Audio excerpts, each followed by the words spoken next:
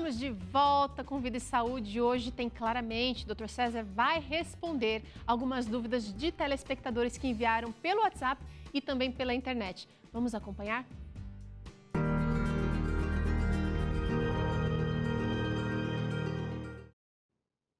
É isso mesmo, Teru. Hoje nós vamos dedicar o Claramente para responder algumas perguntas que nossos amigos, você aí de casa, né, nos enviaram através do nosso WhatsApp, que é o 12 98266 0004. Vou repetir, 12 98266 0004. Então, vamos para a primeira questão. A nossa telespectadora Glória Afonso, ela falou o seguinte: eu sofro de pânico e ansiedade faz 16 anos. Quando acaba um ciclo, é retirada a medicação, mas sempre tenho recaída e começo o tratamento novamente. Por que isso acontece? Oi, Glória, muito obrigado por enviar sua pergunta aqui para o Claramente. Veja só, crise de pânico é um transbordamento da ansiedade excessiva. Algumas coisas podem aumentar a ansiedade de uma pessoa em níveis altos e isso, no seu caso, produz a crise de pânico. Quando a crise de pânico quando ela se torna muito frequente, ela vai prejudicando a sua vida social e profissional, né, de qualquer pessoa que tem sofrimento, e pode ser necessário o uso temporário de alguma medicação prescrita pelo médico psiquiatra. Mas a medicação não deve ser o número um no seu tratamento, e sim a busca de compreender o que produz tanta ansiedade que gera a crise de pânico.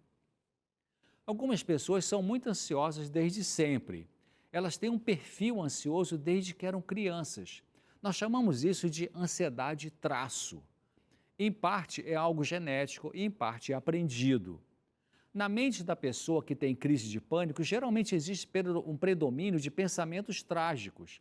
A pessoa pode ter um padrão de pensar negativo, mais ou menos como aquela ilustração de um copo com metade de água. Aqui você tem um copo, né, com metade de água. Então, uma pessoa pode olhar para esse copo e pensar assim: puxa, só tem metade de água para eu beber. Enquanto que outra pessoa pode olhar para o mesmo copo e dizer assim: ai, que bom, eu tenho pelo menos metade de água para tomar agora. Quem tem crise de pânico pode habituar-se a pensar que só tem metade de água para tomar, enquanto que aquela metade pode ser o suficiente. Em outras palavras, a pessoa muito ansiosa que manifesta isso pela crise de pânico pode deixar que a sua mente consciente fique com frequência centrada em pensamentos negativos, pessimistas, trágicos. Por isso, ela precisará perceber isso e lutar contra essa tendência de pensar negativamente. É um treinamento. E se ela não mudar a forma de pensar, a medicação poderá não ser suficiente para reduzir e acabar com as crises de pânico, porque o pensar negativo aumenta a ansiedade, e a ansiedade aumentada pode, em algumas pessoas, produzir a crise de pânico. Também tem indivíduos que têm crise de pânico porque se sobrecarregam demais, assumem tarefa demais, sem colocar limites, sem pedir ajuda. Daí a mente se esgota e vem esse tipo de crise. Outros ainda podem ter crise de pânico porque foram criados desde criança de uma maneira que formou-se um vínculo muito apegado aos pais ou a alguém com forte ligação afetiva, de modo que ao essas pessoas crescerem, se tiverem que fazer alguma coisa sozinhos, como uma viagem, por exemplo, se sentem muito ansiosos e podem ter a crise de pânico. Portanto, as causas psicológicas da crise do pânico podem ser variadas, mas em todas elas é importante a pessoa entender que a medicação não resolverá o problema central, profundo, original, mas somente vai aliviar os sintomas.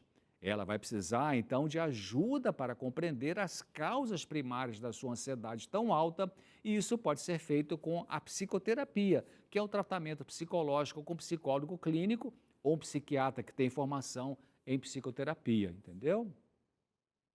Agora, a Nice de Nova Iguaçu, no estado do Rio de Janeiro, ela fez a seguinte questão, colocou a pergunta: eu tenho sentido que a minha memória está falhando. Não é só essas falhas mais comuns de esquecer nome de pessoas ou esquecer de onde coloquei alguma coisa, é mais complicado. Às vezes eu estou conversando com amigas e de repente não consigo mais entender a conversa e algumas vezes, depois de alguns minutos, volto a lembrar, mas muitas vezes não. Isso acontece em casa, conversando com a família, assistindo TV ou até mesmo conversando no telefone com alguém. Oi, Nice, olha, eu agradeço também a você pela sua audiência. Olha, problemas com memória podem ser originados em várias coisas. Se a pessoa é idosa, a alteração da memória pode ser sinal de arteriosclerose cerebral ou doença de Alzheimer.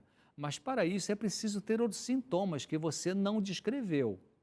Nos idosos é mais comum ter prejuízo da memória de fatos mais recentes, enquanto que eles conseguem se lembrar bem de coisas do passado. Uma grande maioria das pessoas com problemas de memória que não se encaixam com doença de Alzheimer, nem com arteriosclerose cerebral ou outra enfermidade orgânica, pode esquecer palavras, datas, onde colocou objetos porque faltou a atenção. A memória humana tem uma fase chamada de memória de fixação, que é a primeira função da memória que entra em ação quando alguém nos diz, por exemplo, o nome dela. Ao você ouvir o nome da pessoa, pode existir uma ansiedade na sua mente que prejudica a concentração no que está sendo dito e, portanto, interfere na fixação daquele nome e, assim, mais tarde, ao tentar evocar ou lembrar, você não vai conseguir. Então, pessoas desatentas geralmente não fixam bem os fatos, os nomes, as atitudes na memória. Uma pergunta que cabe aqui, então, nesse contexto é: por que uma pessoa fica desatenta? Pode ser por ansiedade, porque a ansiedade atrapalha a calma mental e é na serenidade mental que podemos guardar bem as coisas na memória. Muitas pessoas com ansiedade excessiva não observam detalhes numa conversa, numa cena, numa palestra. Nesses casos, o problema a ser tratado é esta ansiedade alta. Também pessoas hiperativas, aceleradas, inquietas podem ter uma deficiência na atenção e, como consequência, têm prejuízo na memória. Observe melhor para ver se você não tem ansiedade alta que prejudica se concentrar nas coisas. Quando estiver conversando com alguém, veja onde a sua mente estará. Tem gente que está num diálogo e a mente divaga para outra realidade, não é mesmo? Você está ali com a pessoa, conversando com ela, mas a sua mente pode dar uma fugida para outra coisa e é nesse momento que você se perde e não fixa, não guarda na memória o que ela te disse. Isso significa a necessidade de focar a mente no assunto, na tarefa, no diálogo, prestar atenção e assim depois você vai conseguir lembrar. Solange Maria, oi Solange, ela falou assim: a medicina tem cura para a fobia de lugares fechados, como aviões, elevadores, salas fechadas e pequenas? Sim, Solange, a área da medicina chamada psiquiatria e psicologia clínica tem um tratamento eficaz para fobias.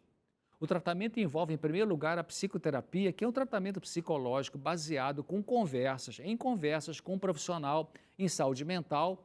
E, em segundo lugar, envolve a medicação temporária quando a fobia é tanta que prejudica o funcionamento da pessoa no trabalho, impede de sair de casa e atrapalha a vida social. Fobia é um medo exagerado. Medo todos nós temos e é importante até ter, porque o medo nos protege de perigos. Mas medo exagerado trava a pessoa.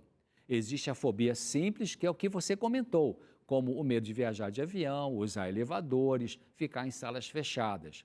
Existe também a fobia social, que é também chamada de transtorno de ansiedade social, que é um medo irracional e excessivo de ser objeto de observação de pessoas.